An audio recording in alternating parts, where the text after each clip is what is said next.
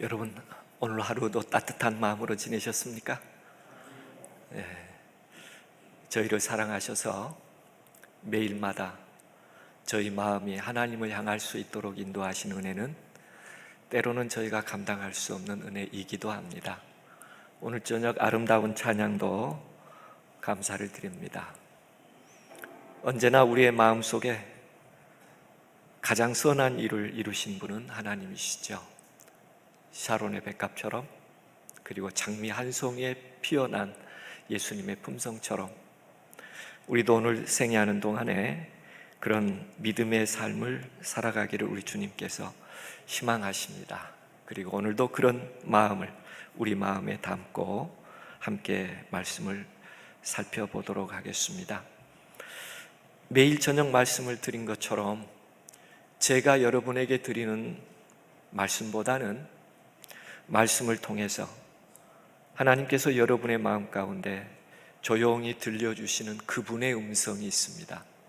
오늘 저녁도 그분의 음성을 들으면서 우리 주님의 말씀이 육신이 되고 우리 육신이 말씀이 되어가는, 그리고 우리가 말씀을 지키지만 말씀이 우리를 지켜주는 복된 그리스도인의 삶으로 이어지는 은혜가 있기를 간절히 기원해 봅니다.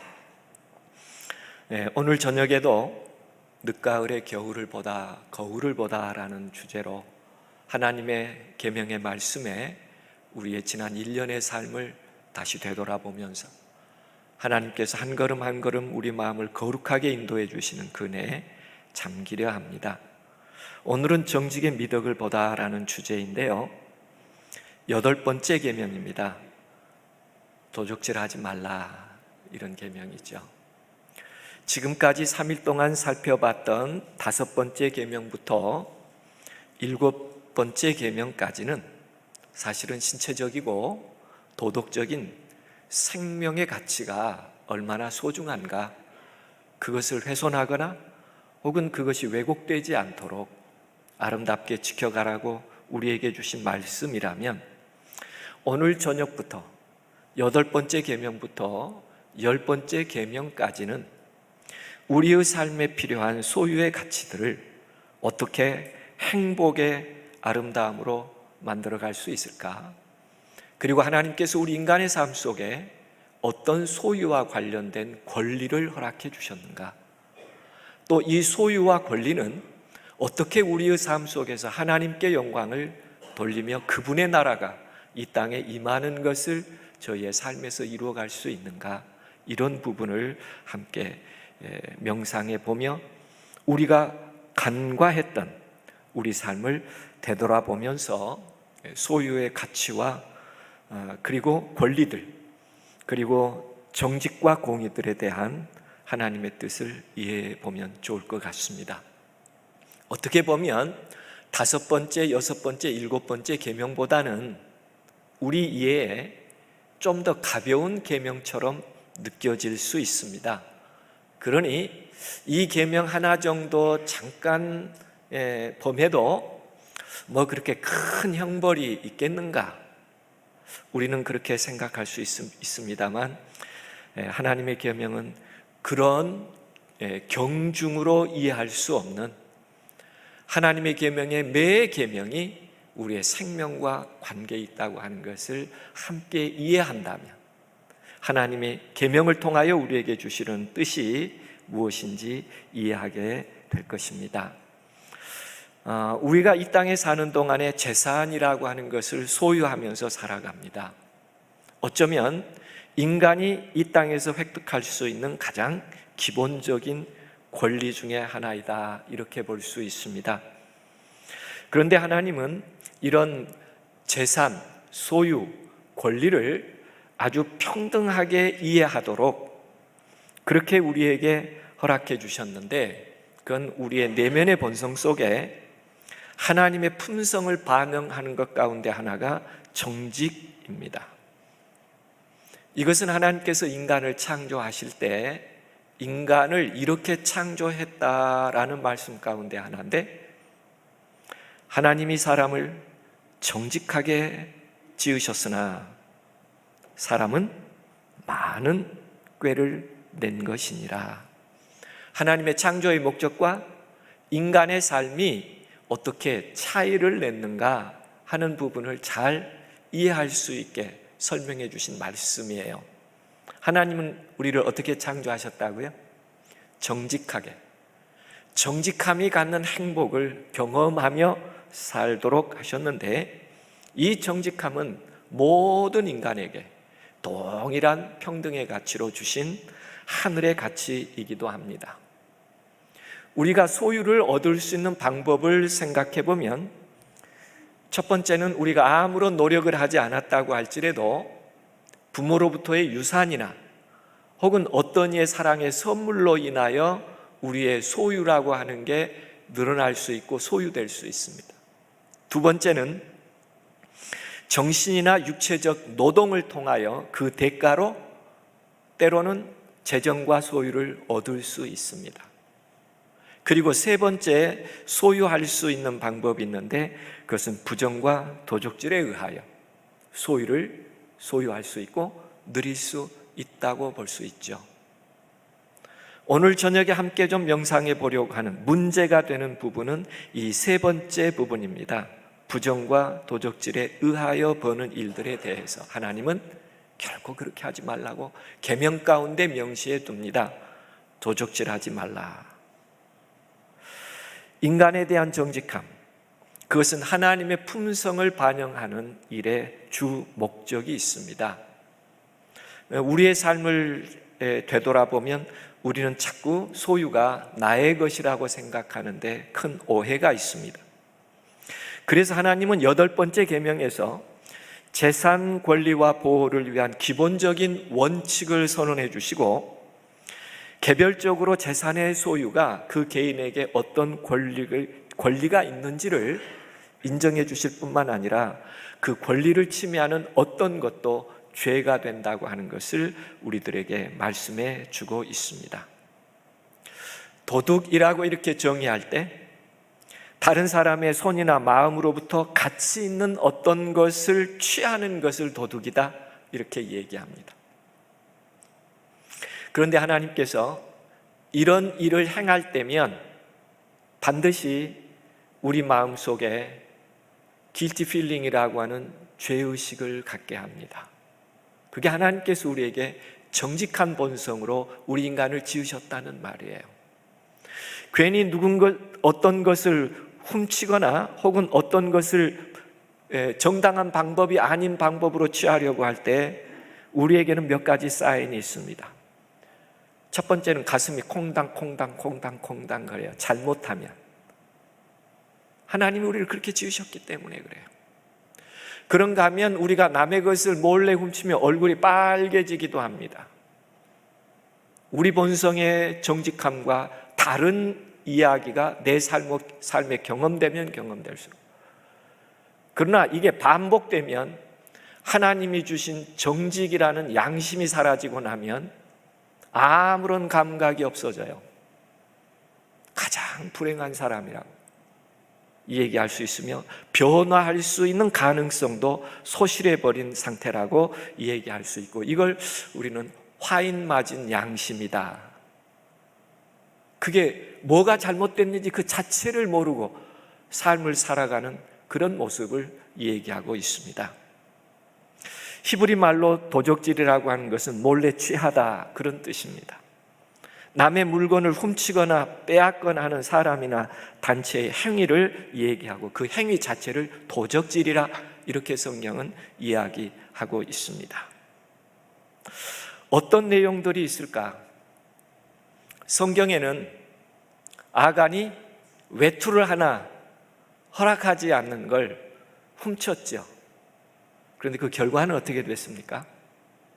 생명을 내놓아야 하는 문제였죠. 결코 가볍지 않는데, 우리가 좀 더 하나하나 사실을 정리해보면 그리스도인 품행, 곧 하나님을 따르는 자들의 생활 양식은 그리스도를 통하여 우리의 삶 속에 나타나게 되는데, 재현된 품성으로 나타나게 되는데, 그 아름다움을 결코 잊어버리지 말도록 우리들에게 분부하고 있습니다.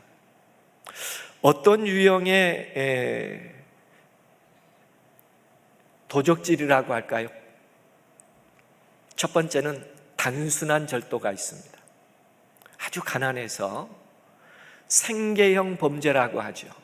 먹을 게 없어서 어쩔 수 없이 남의 것을 가져와야 하는 이런 범죄 유형이 있습니다. 단순히 물건을 훔치는 것이죠. 두 번째는 경제가 조금 더 나아지기 시작하면 오늘 한탕주의라고 말하는 유흥형, 뭔가 한번 즐겨보고 싶은데 돈이 없어요. 그러면 사람들은 뭔가를 훔쳐냅니다. 단순한 절도가 아니라 이때는 약간의 강도의 형식을 띠죠. 이게 경제가 안정된 사회에서 흔히 일어나는 도둑의 유형입니다. 유흥형이라고. 놀기 위해서 남의 것을 가져오는, 때로는 상대를 위협하기도 하고 돈이나 물건을 갈취해가는, 이것을 강도라고 얘기하죠. 선진국이 되면 범죄 유형이 조금 달라지면서 도둑의 유형도 달라집니다. 그걸 아노미적 사회의 묻지마 유형이라고 그래요. 이상동기 범죄라고도 얘기합니다. 다시 말하면 사회 구성원의 행위를 규제하는 공동된 가치나 도덕적 규범이 상실되면 사람들이 혼돈을 일으켜요. 때로는 나는 노력했어도 사회가 나에게 보상해 주지 않으면 분노하기 시작합니다. 특별히 살해하거나 미운 대상이 없어요. 아무나에게 하는 범죄입니다. 그러나 이와 같은 묻지마 테러는 어떤 사람에게 큰 재산적 손실을 가져오기도 합니다. 그래서 이것을 도둑의 범주로 넣기도 하지요. 오늘 우리 한국 사회도 이런 범죄가 꽤 많아지고 있습니다. 그런가 하면 또 고도로 지능적인 합법을 가장된 유형의 범죄, 도둑질들이 있습니다. 가끔 우리는 뉴스에서 보죠. 원전의 부품을 납품을 했는데 승인된 규정 부품이라고 얘기했지만 실제 납품된 것은 다 위조된 것이었습니다. 그리고 그 대상자들에게 많은 뇌물들을 주어서 원전이 돌아가든지 말든지, 원전의 피해가 커지든지 말든지 나는 내 돈 벌면 된다고 생각합니다.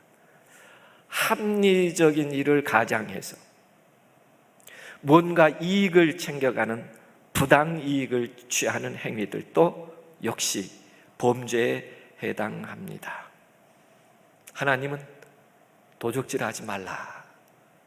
우리가 살아갈 수 있는 매 순간의 일들에 대하여 도적질하지 말라라고 얘기하고 있습니다. 그래서 도둑의 형태를 보면 첫 번째는 사람의 소유를 훔치거나 빼앗는 능동적인 도둑이 있는가 하면, 두 번째는 다른 사람에게 줄 것을 주지 않는 수동적인 도둑이 있어요. 안 주는 거예요. 빌려 쓰고요. 이것도 도둑이라고 정의합니다. 그런가 하면 8번째 계명에 의하여 정죄되는 도둑의 유형은 사람의 소유를 훔치거나 빼앗는 물질, 유용의 가치를 도적질하는 것도 있지만, 도적질한다고 하는 범죄에는 다른 사람의 평판이나 명예를 훔치는 무형의 가치를 도둑질하는 것도 도둑질입니다. 우리가 이 세상을 살아가면서 다시 한번 생각해야 할 부분들이어서 정리를 해보는 것입니다. 그래서 예수님께서 오늘 재림성도에 하나님의 계명을 지킨다고 고백하고 있는 신앙인들에게 그 하나님의 계명이 우리 삶 속에서 남보다 더 하는 것이 무엇으로 나타났는지를 예수님께서 물으시면서 마태복음 5장에 이런 얘기를 말씀합니다. 누구든지 아내를 버리거든 이혼 증서를 줄 것이라. 그렇게 알고 행하였으나 나는 너에게 다시 말하는데 누구든지 음행한 연고 없이 아내를 버리면 이는 저로 간음하게 하며. 이 계명은 간음과 관계된 것 같지만, 그러나 하나님께서 기독교의 주 가르침인 내면의 순결함을 가르치는 계명이며, 이 계명은 질병과 관계된 상태처럼 나타나는 사회적 도덕이라고 얘기합니다. 그래서 도둑질하지 말라라는 계명과 관련이 있어요. 남이 한다고 따라서 했다고 해서 정당한 게 아닙니다. 정당하다고 법으로 만들었다고 해서 그 법이 완전한 것도 아닙니다. 다시 말하면 아내의 권리를 빼앗거나 짓밟지 말라는 거예요. 다른 이유를 빌미 삼아서 아내를 버릴 수 있는 대상이 아니라고 하는 것을 이 당시의 서기관과 바리새인들에게 말하고 있습니다. 다시 말하면 마음과 악을 법의 빌미로 투사하지 말며 인격을 도둑질하거나 명예를 도둑질하지 말라는 거예요. 그래서 우리가 한 번 더 깊이 생각해야 봐야 할 예수님께서 우리에게 계명을 주시면서 내면의 정직함과 순결함의 가치가 우리의 삶에서 어떻게 나타나는지, 내 삶에서 경험되고 있는지를 점검해 볼 필요가 있습니다. 그 중에 하나가 강도짓이라고 얘기할 수 있겠죠. 소유주의 승인이나 아는 바 없이 강제하여 타인의 소유를 취하는 불법 행위를 강도짓이다, 이렇게 얘기합니다. 끔찍하죠. 의도적이고 계획적 범죄이기 때문에. 그런가 하면 평등을 깨는 도둑 가운데 하나가 토색이에요. 토색은 유리한 상황을 이용하여 내가 조금 더 권리가 있고 힘이 있기 때문에 때로는 가난하고 약한 사람에게 더 많이 내가 원하는 만큼 거두어가는 것을 토색이라고 합니다. 다시 말하면 거짓으로 뭔가 그렇게 하는 척 만들어서 법을 만들기도 하고 규정을 만들기도 해서 내가 원하는 이득을 취해갈 때 그것을 토색이라고 하고 도적에 해당한다고 성경은 얘기하고 있습니다. 그럴 수 있어요. 우리가 갑질이라고 하죠. 우월주의에 빠지면서 우리도 모르게 이런 도둑질을 할 수 있습니다. 그래서 성경은 토색에 대해서 이렇게 얘기합니다. 내 가운데 피를 흘리려고 뇌물을 받은 자도 있었으며 내가 변전과 이식을 취하였으며 이를 탐하여 이웃에게 토색하였으며 나를 잊어버렸도다.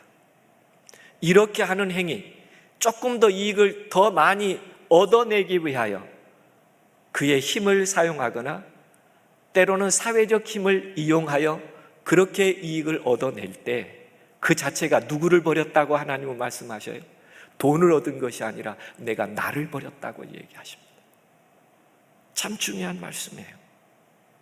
사는 사람이나 파는 사람이 그대의 뜻에 따라 할 수밖에 없기 때문에 자신의 가격을 마음대로 정할 수 있을 때 더 많은 이익을 남기려고 하는 모든 거래와 행위를 도적이라고 얘기합니다. 이걸 성경은 토색이라고 얘기했어요. 그래서 끊임없이 우리가 하나님과 관계를, 창조주 하나님과 관계를 맺은 성도로서 우리는 항상 정직하게 모든 사람을 대해야 하며 공정하게 대해야 할 그것이 하나님의 뜻이라는 것을 우리는 이해하게 됩니다. 쉽지 않아요. 때로는요. 재정과 관계하여 일어나는 모든 일을 정직하고 공정하게 해야 하는가 할 때 딜레마가 있습니다. 그러나 하나님의 고상한 작품이 거기에서 더 아름답게 피어나는 꽃과 같은 삶이라고 우리들에게 이야기해 주고 있습니다. 또 한 영역을 설명해 본다면 고용주와 고용인 사이에 일어나는 도적질인데요. 이렇게 얘기합니다. 자신에게 돌려주는 가치만큼 지불하는 것이 공정한 거예요. 정직한 것입니다. 그런데 종종 가난한 사람이 자기의 노동을 팔기 위하여 시장에서 자기의 시간을 투자합니다. 그런데 그것을 사는 사람은 그를 정당하게 대해주는 것이 하나님이 주신 의무에도 불구하고 지나치게 일을 시킨다든가 낮은 급료를 준다든가 노예처럼 부리는 것. 우리 한국 현실이 좀 어렵긴 합니다만 특히 이주 노동자들에 대한 태도, 그리스도인은 조금 더 생각해야 합니다. 그것이 공정한 것인가? 그것이 공의로운 것인가? 내가 이렇게 사람의 시간을 사서 그들이 노동했을 때 나는 공정하게 주고 있는가? 아니면 우리말로 후리친다고 하죠. 가난한 자에게. 하나님은 그런 부분을 다시 한번 생각해 보라 이렇게 말씀하고 있습니다. 그래서 신명기서에는 이렇게 말합니다. 공공하고 빈민한 품꾼은 너의 형제이든지 내 땅 성문 안에 우거하는 객이든지 그를 학대하지 말며 그 품삯을 당일에 주고 해진 후까지 끌지 말라. 이는 그가 빈궁함으로 마음의 품삯을 사모함이라. 품꾼은 어떤 사람이죠? 하루 벌어서 하루 먹어야 생계가 되는 사람. 그런데 하루 품꾼을 불러서 일을 쓰고 품삯은 언제 주겠다고 하는 거예요? 내일 주겠다고 그렇게 하지 말라는 거예요. 하루 벌어서 하루 먹어야 되는데 내일 주겠다고 하면 아내에게 어떻게 양식을 사가며 어떻게 자녀의 양육비를 갖다 줄 수 있겠어요? 그래서 성경은 우리들에게 고용주에게 공정하고 정직하라고 이 8번째 계명은 우리들에게 이야기하고 있습니다. 품삯과 관계돼서 여러 말씀들을 주고 있어요. 그 이웃을 고용하고 그 고가를 주지 아니하는 자는 화가 있을 것이다. 품꾼에게 주지 아니한 싹이 소리 지를 것이라. 우리가 조금 더 귀 기울여 본다면 누군가에게 상처를 주지 않고 삶을 함께 아름답게 살아갈 수 있는 축복을 나누는 계기가 될 수 있습니다. 그 다음에 두 번째는 고용인에게 주는 얘기예요. 정당한 그날 일을 다함과 부름에 따른 동등한 봉사를 하는 것이 의무처럼 소중한 것이며 도적질하지 않는 것이라고 얘기합니다. 어떤 일을 해야 하는데도 불구하고 자꾸 미루거나 회피하거나 어떤 일을 하기 위해서 부름을 받았고 삭스를 받음에도 불구하고 일에 빈둥거리거나 급료를 받는 시간을 허비하는 사람들은 주인의 재산을 훔치는 도둑과 같다고 얘기합니다. 그러므로 고용인으로서 부름을 받았거든 그 부름의 시간 동안 근면하고 성실함으로 일하는 것이 가장 하나님 보시기에 아름답고 합당하다고 얘기하고 있습니다.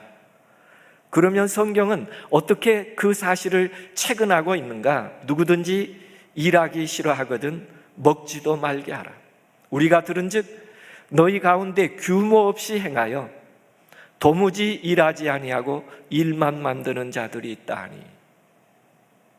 얼마 전에도 이 이야기 들었어요. 어느 장로님이 그렇게 식사 자리에서 얘기하시더라고요. 어린 시절에 아버지와 함께 일을 했는데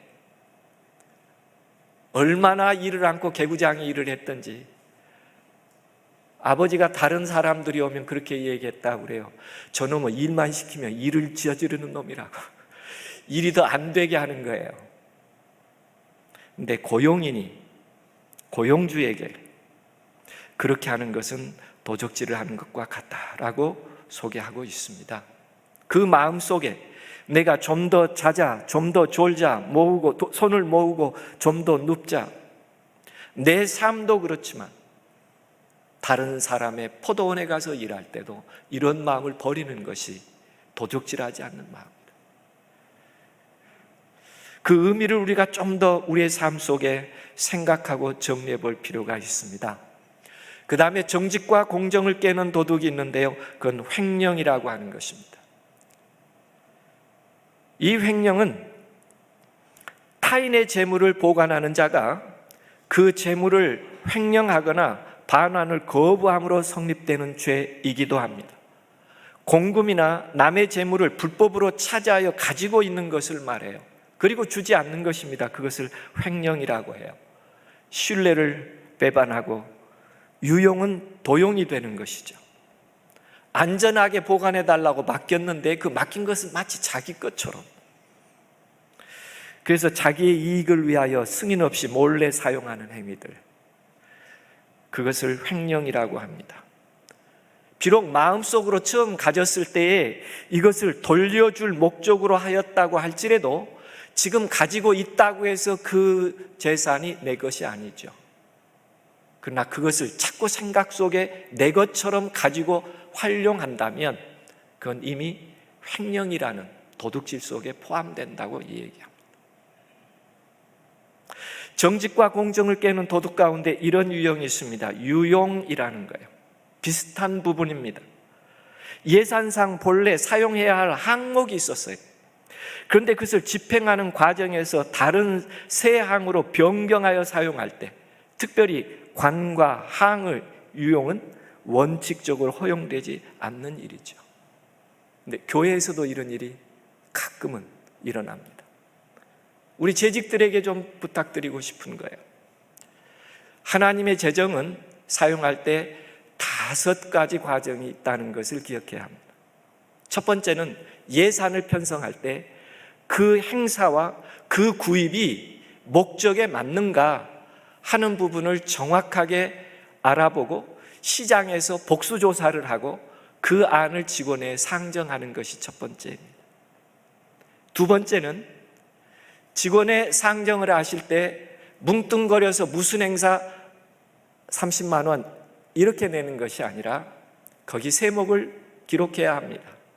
주유비 얼마, 식비 얼마, 물건을 사는 경우라면 얼마. 직원들은 그것을 승인을 해줬어요. 그럼 세 번째는 어떻게 해야 되죠? 직원의 승인받은 예산대로 정확하게 집행해야 합니다. 여기까지는 큰 문제가 없습니다.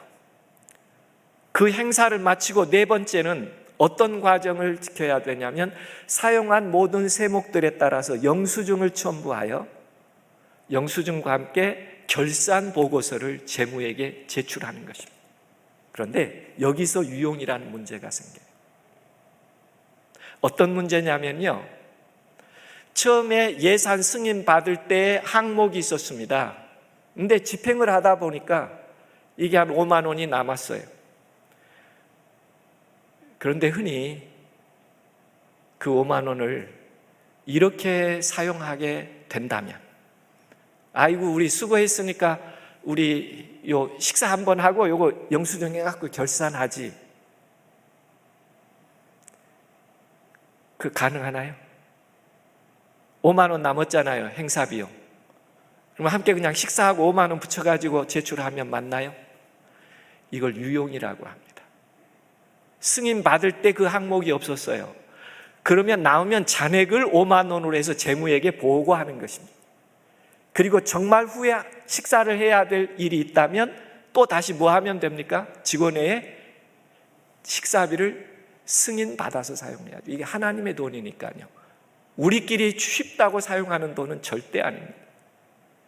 이게 유용죄에 해당되는 부분이에요. 제가 볼 때. 꼭 기억해 주실 것은 승인 받을 때도 정직한 마음으로 승인을 받고요. 가끔은 그래요. 미리 계산합니다. 뒷돈 쓸 것 계산해가지고 퉁쳐서 얼마라고 이렇게 계산 받아가지고 그렇게 집행하고 그걸 유용해요. 이건 하나님의 재정을 잘못 사용하는 예입니다. 성서적으로 본다면 범죄 행위예요. 그렇게 해서 영수증과 함께 결산서를 냈기 때문에 끝난 게 아닙니다. 언제 교회 재정은 끝나는가? 그 다음에 감사가 이상 없다고 확인할 때까지는 아직 끝난 게 아닙니다. 그래서 하나님의 재정은 이 5가지 과정을 통해서 정직하게 집행되고 정확하게 결산되어야 합니다. 행사를 치르다가 부족하면 추경을 내는 경우가 있죠.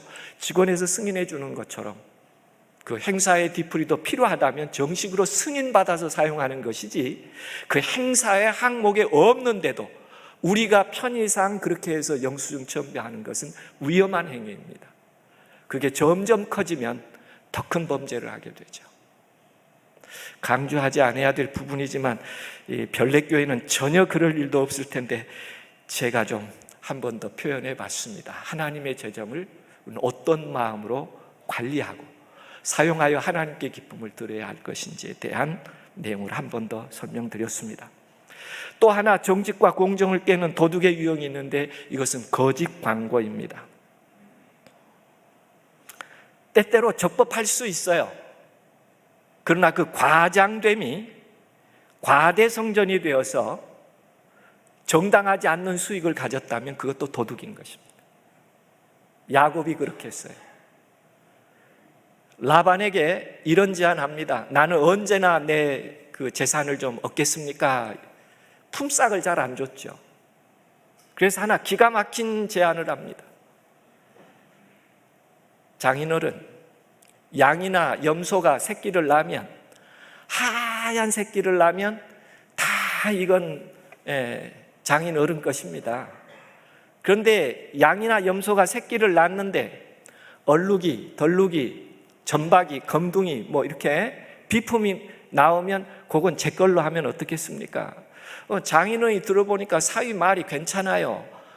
양이든 염소든 하얀 새끼가 나면 다 누구 거고, 뭐 싸울 필요도 없어요. 다 내 거고, 얼룩이, 덜룩이, 전방이, 검둥이 막 이런 거 나오면 다 누가 갖는다고 그러니까 사위가, 그러니까 합의를 했죠. 그렇게 하자고. 합의라고 하는 것은 공정한 과정으로 이루어졌습니다. 그런데 그 다음에 어떻게 한 거죠? 실한 양이 새끼를 뵐 때는 수작을 부립니다. 나무를 갖다가 세워놓고요. 아마 야곱이 DNA 원리를 알았던 것 같아요. 그러면 다 얼룩이, 덜룩이, 전방이, 검둥이 뭐 이런 게 나오는 거예요. 그런데 아주 허약한 양이 새끼를 뵐 것 같으면 그거 안 하는 거예요. 그러면 어쩌다가 하얀 것 나오고 어쩌다가 다른 것도 나오면 자기 이익이죠. 정당함을 가장해서 자기 이익을 갈취하는 것은 도적질하는 것입니다. 우리가 가끔 우리의 생애에서도 이렇게 약간 과대선전해서 내가 이익을 취한 것이 있다면 그것도 도적질에 해당한다고 얘기합니다. 성경은 이렇게 말합니다. 내 이웃에게 팔든지 내 이웃의 손에서 사든지 너희는 서로 속이지 말라. 정직하라는 거예요. 그게 하나님께서 계명을 주시고 우리가 그 계명 안에 살아야 될 아름다운 일입니다. 정직과 공정을 깨는 도둑도 하나 있습니다. 사기행위나 부당거래예요. 대로에서 하는 도둑질입니다. 사는 사람이 어떻게 알 수가 없기 때문에 상품을 적당한 가격보다 비싸게 구입하게 했다면 그 얻은 이익만큼은 도둑질하는 것입니다. 주의하라고 얘기해요. 성경은 우리들에게 얘기합니다. 내가 만일 부정한 저울을 썼거나 주머니에 거짓 저울추를 두었으면 깨끗하겠느냐?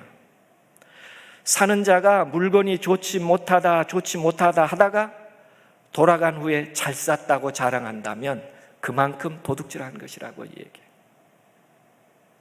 하나님께서 우리에게 주신 계명의 정신은 언제든지 정직하고 언제든지 공정하고 누구에게라도 공정해야 된다고 하는 것을 강조해 주고 있습니다.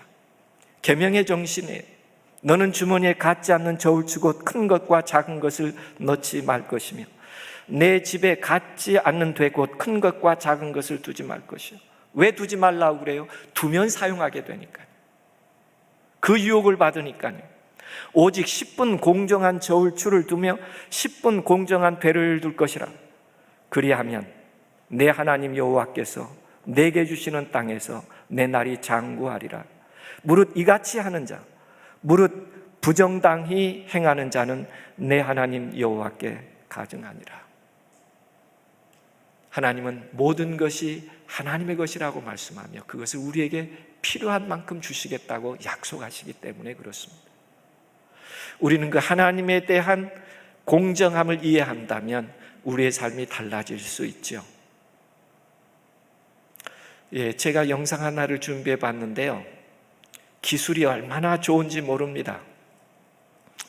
물건을 다 골라서 담죠. 어느 한순간에 탁 바꿔가지고 줍니다. 아마 안 좋은 거 거기다 좀 담았던 것 같아요. 이분도 그렇습니다. 벌써 다 골라요, 안 좋은 거. 그리고 거기다가 딱 걸어놓은 다음에 어느 분이 이제 잘 좋은 거 골랐어요. 그대로 줘야 되는데 저울로 재는 듯 하면서 손으로 얼른 바꿉니다. 다른 주머니로요. 안 좋은 거요. 저분도 손이 얼마나 빠른지 몰라요. 벌써 바꿨잖아요. 잘못 보셨죠? 화면에 좀 적어서요. 길가에서 하는 모든 사기행위, 부당행위, 도적질하지 말라라고 하는 계명을 범하는 것입니다. 그런가 하면 사람을 대하는 일에 이타심을 가지고 대하라고 하나님은 끊임없이 얘기합니다. 왜냐하면 정직한 사람은 하나님의 고상한 품성을 나타낼 수 있는 하나님의 작품이기 때문에 그렇습니다. 특별히 소유와 관계에서 일어나는 모든 일에 이타심을 개발해내도록 하나님은 우리들에게 말씀하고 계십니다. 그 이타심을 깨는 도둑이 도박이에요. 여러 형태의 도박입니다. 사이버로 하든지 실제 하든지요.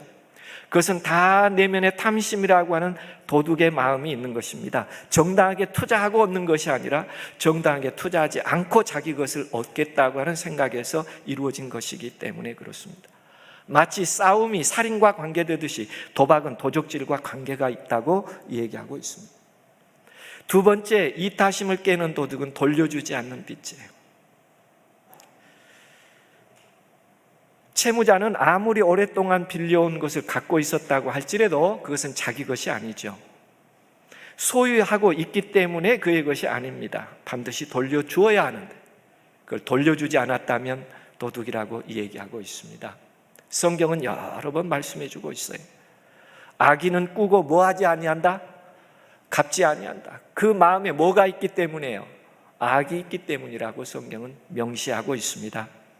돌려줄 수 있는 능력이나 생각 없이 돈이나 어떤 것을 빌려오는 사람은 그 모든 의도와 목적에서 뭐가 있는 거다? 도둑의 심보가 있는 거다. 돌려줄 선한 목적으로 빌려오거나 차용하는 사람이 갚을 때가 되었는데 그렇게 하지 않을 때도 역시 무슨 심보가 있는 거다? 도둑의 심보가 있는 거다. 빚을 갚지 않으면서 자기 생활을 낭비하고 사치하는 사람은 가장 나쁜 종류의 도둑이다. 남의 것 갖다가 내가 호리호식하고요. 그것을 달라고 하면 오히려 화를 냅니다. 가장 나쁜 도둑이라고 얘기해요. 책을 빌리고 돌려주지 않는 것도 도둑입니다. 한간에 그래요. 책 도둑은 도둑이 아니라고. 그러나 공정함과 정직에 비추어 보고 판단해야 할 것입니다. 더 심각한 것은 명예를 도둑질하는 것입니다. 악한 농담이나 타인을 뒤에서 비방함으로 그분의 평판을 도둑질해요. 이것은 정말 악한 도둑질인 것입니다. 왜냐하면 평판은 어떤 사람에게 있어서 성공하고 사업을 하는 중요한 자산이에요. 신뢰라는 평판이요. 그런데 뒤에서 그것을 음해하고 부정적으로 험담을 해서 그 가치를 떨어뜨리고 내가 그 반사이익을 얻겠다고 하는 것은 정말 악한 도둑의 심보입니다. 그래서 우리는 물건이 아닐지라도 도둑이 될 수 있는 것은 이와 같은 사람에 대한 명예와 신뢰를 해치는 것은 큰 도둑이라고 말할 수 있는 것입니다. 자신의 이름에 행해진 상처, 그것에 비례해서 유용성이 도둑질을 받는 것이죠. 그렇다고 그렇게 명예를 훼손하고 평판을 폄하해서 그 사람이 이익을 얻는가? 그렇지 않습니다. 그럼에도 불구하고 꽤 많은 경우에 그리스도인 주변에서도 남의 평판을 깎아내리고 사회의 신뢰를 무너뜨리는 일, 그건 다 인격을 도둑질하는 거예요. 그 결과는 자산을 도둑질하는 결과가 되기 때문에 해로운 것이며 하지 말아야 될 도둑질이라고 얘기할 수 있습니다. 섹스피어의 오델로 중에 보면 그 대사 가운데 이런 말이 나옵니다. 사랑하는 주여, 남녀들이 갖고 있는 좋은 이름은 그들 영혼의 귀중한 보석입니다. 내 지갑을 훔치는 자들은 쓰레기를 훔치는 것입니다. 그러나 나의 선한 이름을 더럽히는 자는 그를 부욕해 하지 못하는 것을 도둑질하는 것이며 나를 참으로 가난하게 합니다. 이해되시죠? 왜 이 부분이 도둑질이라고 말하는 것인지요. 하나님과 관계한 일에 있어서 이타심은 정말 아름다운 일이죠. 그러나 오늘 또 우리가 한 번 더 점검해 봐야 할 일이 있습니다. 하나님은 모든 것의 절대적인 소유자예요. 세계가 다 그에게 속한 것이며 이 땅에 충만한 모든 것이 다 하나님의 것이라고 성경은 얘기하고 있습니다. 그런즉 누구든지 사람을 자랑하지 말라. 만물이 다 누구의 것이에요? 하나님의 것입니다. 그런데 그분이 모든 것을 다 우리에게 주셔요. 세계나 생명이나 사망이나 지금 것이나 장래 것이나 다 그분의 것이지만 다 우리의 것이라고 주셔요. 우리는 그것을 이용하며 하나님께 감사하고 있죠. 그런데 이렇게 정의합니다. 성경은요. 너희에게 있는 모든 것은 그리스도에게 속한 것이요, 그리스도에 속한 모든 것은 하나님에게 속한 것이라고 정의하고 있습니다. 비록은 우리들에게 하나님께서 주신 것일지라도. 그래서 우리는 우리에게 주신 그 소유주에게 감사와 기쁨을 드리기 위하여 하나님께 11조를 구별하여 드리는 것은 아름다운 일입니다. 천지의 주님께로 돌려드리는 것입니다. 이것은 축복의 통로라고 성경에 이야기하고 있기 때문에 그렇습니다. 아브라함도 그렇게 했나요? 소돔성이 함락되고 조카 롯과 가정들이 다 붙잡혀 갔을 때 엘람 왕 그돌라오멜이 모든 것을 다 탈취해 갔을 때 야밤에 가서 승리하죠. 그리고 전리품과 함께 가족들을 데리고 올 때 살렘 왕 멜기세덱이 아브라함을 축복합니다. 천지의 주제시여 지극히 높으신 하나님이여 아브라함에게 복을 주옵소서. 너희 대적을 내 손에 붙이신 지극히 높으신 하나님을 찬송할지로다 하며 아브라함이 그 얻은 것에서 10분의 1을 멜기세덱에게 주었더라. 그 얻은 것을 10분의 1을 멜기세덱에게 줌으로 하나님께서 내게 함께 하셨다는 그 아름다운 사실을 고백하게 됩니다. 그러면서 말라기서에서는 우리가 여러 번 듣고 아는 얘기입니다만 사람이 어찌 하나님의 것을 도둑질하겠느냐, 그러나 너희는 나의 것을 도둑질하고도 말하기를 우리가 어떻게 주의 것을 도둑질하였나이까 하도다. 이는 곧 11조와 헌물이라. 뭘 드리지 않는 것이 도둑질하는 거예요? 하나님의 것을, 하나님께서 주신 것을 인정하지 않고 돌려드리지 않을 때 그것은 도적질하는 것이라고 얘기하고 있습니다. 그러면서도 더 아름답게 약속해 주지요. 너희의 온전한 11조를 창고에 들여 너희 집에 양식이 있게 하고 그것으로 나를 시험하여 내가 하늘 문을 열고 너희에게 복을 쌓을 것이 없도록 붙지 아니하라 보라. 하나님은 우리에게 하나의 일도 허락해 주셨을 뿐만 아니라 그 일이 어떻게 더 아름다운 축복이 되는지를 우리들에게 말해주고 있습니다. 그러므로 천지의 주제를 인정하는 것이야말로 얼마나 아름다운 약속인지 모릅니다.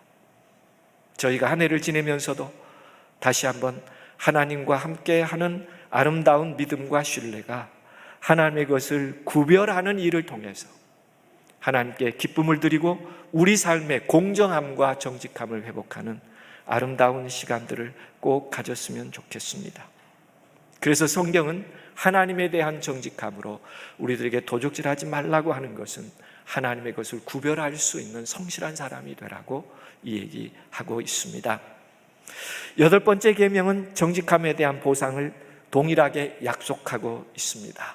우리가 정직하면 정직할수록 하나님은 거기에 대한 보상을 허락해 주시겠다고 얘기하고 있습니다. 가장 부끄러운 사람은 자신의 부정직함을 느끼지 못하는 사람이다. 그는 항상 실패하며 그것이 성공할 때라도 항상 재난적이 된다. 그것은 항상 치명적이며 그것은 생명을 주는 것처럼 보일지라도 그처럼 잔인하게 죽이는 것은 없다. 여기 크로비스 카펠이라고 하는 분이 그가 경험한 한 이야기를 기록하면서 가장 애처로운 자가 될 수 있다고 하는 것을 얘기합니다. 그래서 성경은 우리들에게 만일 악인이 그 행한 악을 떠나 법과 의를 행하면 그 영혼은 보전하리라. 하나님께서 결코 그를 받아들여 주시지 달리 생각하지 않는다고 얘기합니다. 에스겔서에서도 반복합니다. 전당물을 도로 주며 약탕물을 돌려보내고 생명의 율례를 준행하여 다시는 죄악을 짓지 아니하며 그가 정령 살고 죽지 않을지라.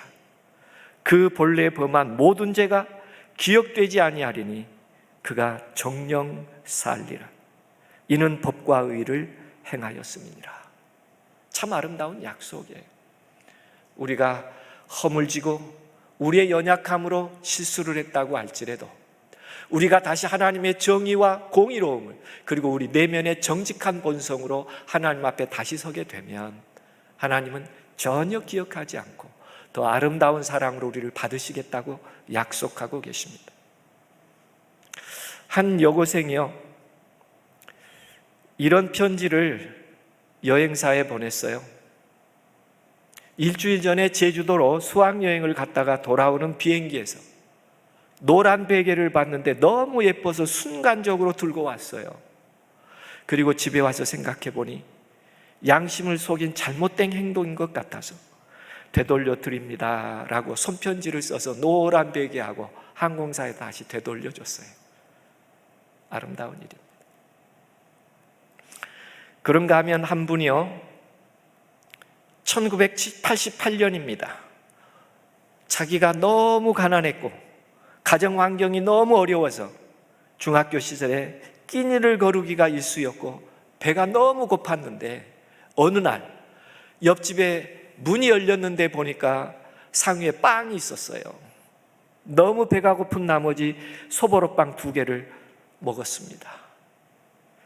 어린 마음에도 언젠가 옆집에 사죄하고 반드시 빚을 갚아야 되겠다고 다짐을 했지만 약 한 달 후에 옆집 가족이 교통사고로 모두 숨지는 불행함을 겪으면서 끝내 빵값을 되돌려주지 못했어요. 그는 이렇게 그때를 생각합니다. 빵을 훔쳐먹는 동안 너무 무서웠고 많이 울었습니다. 옆집 식구들은 세상에 없지만 같은 처지에 있는 이들에게 1000배, 10,000배 갚고 싶었습니다. 그리고 그는 이제 32세 때인데요, 뭐 거창한 사업한 게 아닙니다. 한 PC 업체를 운영하고 있었는데요, 그는 아주대학에 1,000만 원을 기탁하면서 그렇게 얘기합니다. 내가 어린 시절에 빵을 소보로 2개 훔쳐 먹었습니다. 1000배, 10,000배 갖고 싶은데 교통사고가 났어요. 그 주인이 뭘로 사망했어요? 교통사고로요. 그래서 이분은 교통사고가 났는데 치료비가 없는 가난한 사람이 있으면 이 돈으로 그들을 치료해 주십시오. 참 아름다운 마음이에요. 하나님은 이런 아름다운 마음을 받아주시겠다고 얘기합니다. 한 초등학생도 이런 일을 경험했어요. 함께 어린이 동산에 놀러를 갔는데요, 키가 작은 학생을 돈이 없으니까 유치원생으로 속여가지고 부정승차를 했어요. 그런데 그는 이렇게 말합니다. 제가 옛날 돈이 모자라서 친구 동생이 원래 초등학생인데 유치원생으로 속여서 표를 끊지 않고 지하철을 탄 일이 있었습니다. 예수님을 알고 나서 설교 말씀을 듣고 나서 보니까 이게 얼마나 큰 죄인지 깨닫게 되었습니다. 그래서 이제 와서 벌금을 갚습니다. 그런데 돼지통 땄어요. 동전을 세봤는데 부족합니다. 돈이 부족해서 15,000원은 문화상품권으로 대처했습니다. 받아주시고 부디 용서해 주십시오. 돼지 저금통에서 딴 데 부족하니까 문화상품권까지 보태서, 아마 이 학생이 알아본 것 같아요. 부정승차하면 30배를 배상해야 한다. 그래서 30배를 맞추다 보니까 돈이 부족해서 문화상품권까지 해서 갚았어요. 하나님의 품성이 반영되기 시작할 때 보여지는 순수함과 아름다움입니다. 8번째 계명을 주신 목적이에요. 도적질하지 말라가 아니라 그 악한 상황에서 하나님의 품성을 향하여 일어서라고 하는 것이 이 계명의 주 목적입니다. 아름다운 일들이죠. 삭개오가 거듭난 다음에 그렇게 했습니까? 삭개오가 그렇게 했어요. 그는 아주 서서 이 얘기합니다. 어떻게 해요? 내 소유의 절반을 가난한 자들에게 주겠습니다. 만일 네 것을 토색한 일 있으면 몇 개나 갚겠다고 얘기합니까? 4배를 갚겠다 그래요. 왜 삭개오가 4배를 갚겠다고 했을까요? 구약 성경에 보면 배상법은 법물의 5분의 1을 더하여 갚으라 이렇게 돼 있어요. 그러니까 토색했으면 그 법물의 5분의 1만 갚으면 됩니다. 그런데 왜 삭개오는 4배를 갚겠다고 했을까요? 이 4배라는 근거는 언제 나오냐면 다윗 왕으로부터 나와요. 나단이 그런 얘기합니다. 부자가 있고 소양이 많은데 손님이 왔더니 양 한 마리 딸처럼 키우는 가난한 사람 그 양을 뺏어다가 손님 대접했다고 다윗이 화가 났습니다. 그 죽일 놈은 4배를 갚게 해야 된다고 그렇게 얘기합니다. 이 4배라는 근거는 무슨 뜻이냐면 처절한 죄인이라는 거예요. 용서받을 수 없고 죽어야 마땅할 죄인이라는 표현이에요. 삭개오는 그것을 이해했습니다. 그래서 법물의 5분의 1만 갚아도 되는데 내가 몇 배를 갚겠다 그래요? 나는 그만큼 죽을 만한 죄인입니다. 그러나 나를 구원하신 하나님의 사랑 때문에 이것은 기쁨으로 할 수 있는 일이라고. 8번째 계명이 어떤 부분인지를 우리들에게 보여주죠. 마지막으로 시간이 좀 갔습니다만 영상 하나를 보고 마치도록 하겠습니다. 아마 보셨을 거예요. 한 번 더 보겠습니다.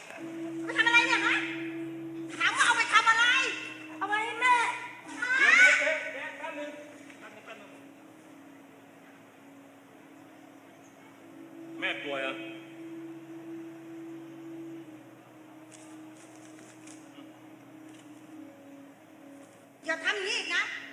Ngồi, cao lẩu.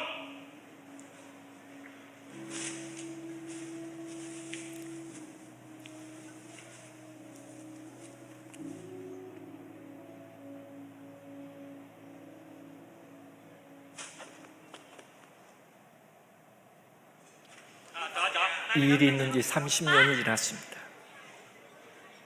여전히 야채 수프를 파는 가게를 해요. Chặt tay. Sang mai đi, to đây. 근데 순간 건강을 잃고 쓰러집니다.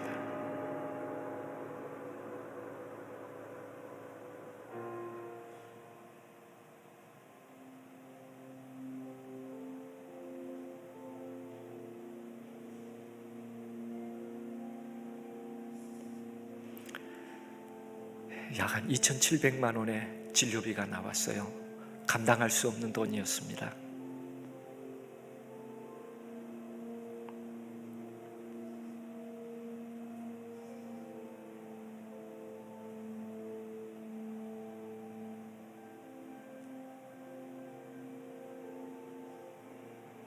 그래서 그 야채 수프 가게를 내놓은 겁니다. 판매하려고요. 어느 아침에 아버지 병상 곁에 또 하나의 봉투가 있었어요. 보니까 0바트예요. 모든 비용은 30년 전에 지불되었습니다. 세 통의 진통제 약과 야채 수프였죠.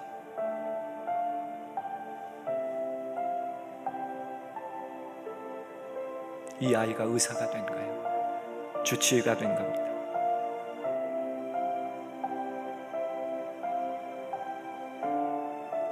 안녕히 계세요. 안부를 전합니다.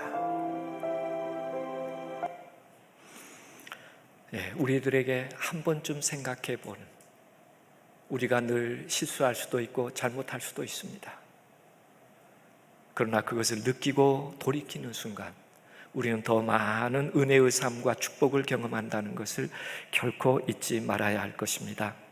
도적질하는 자는 다시 도적질하지 말고 돌이켜 빈궁한 자에게 구제할 것이 있기 위하여 제 손으로 수고하여 선한 일을 하라. 이 말씀이 도적질하지 말라라고 하는 하나님의 말씀에 대한 또 다른 양편의 날개와 같은 권면입니다. 말씀을 줄이면서 거울로 보듯 우리 마음을 다시 한번 하나님의 말씀에 비추어 보면서 성령께서 우리들에게 마음속에 말씀해 주시는 은혜의 말씀들을 함께 듣고 기뻐하면서 연말 기도주일 동안에 다시 한번 하나님의 우리에게 주신 고유한 품성 다시 회복되는 축복 있게 되기를 간절히 바라면서 오늘 말씀을 줄이겠습니다.